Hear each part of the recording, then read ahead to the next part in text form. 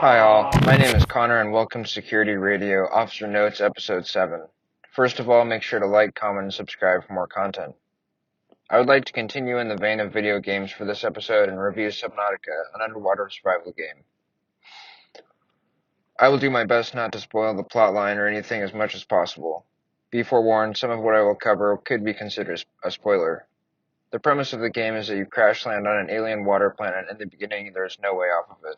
You start with barely much of anything and must forage and explore the world by diving to survive.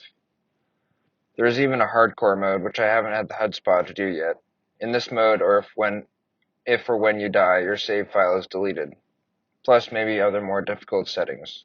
This would be the most realistic mode. However, survival mode, which I'm about 3 actual days into, is fairly realistic. There's an easier creative mode too. There are 4 gauges: health, hunger, thirst, and oxygen. Health is impacted by any creature that would attack you, such as the cave fish. As you go deeper, the creepy crawlies, if you will, get bigger and will deal more damage. The classification of this game as a horror game, I think, is slightly misleading and an overstatement. I would imagine this game played in virtual reality or in the dark could be a little spooky, but it's nothing that has scared me senseless. At least once you get used to it, maybe. But of course everyone is different. I would call it kid-friendly. I may play it for yourself first and go from there, as a parent.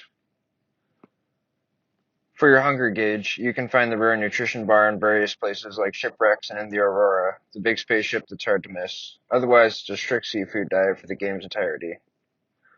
Thirst is quenched in this game with bleached disinfected seawater or naturally filtered seawater using bladderfish, a common fish in Subnautica.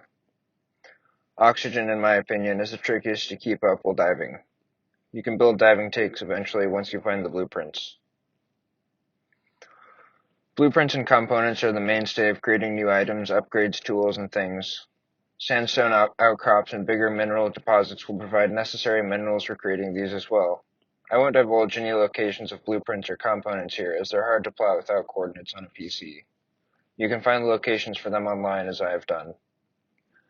Base building is a huge draw to the game for me. The possibilities are endless, really. From nuclear reactors to alien containment tanks, the technology really builds on itself quite well. A few negative aspects of the game for me would include the obnoxious initial load time. Luckily, it happens just once upon booting the game. And second, the glitches with the prawn suit.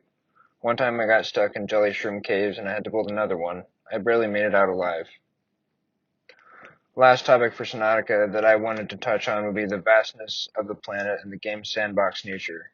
It's way easy to get lost and spend hours exploring just to forget about the storyline. Just check the radio sometimes and you'll be headed in the right direction. Best of luck with the game if you decide to get it or already have it. I'm currently fighting my way past the lava zone into the sea dragon's lair to be healed from an infection. Enjoy, it's definitely interesting. Thanks for listening.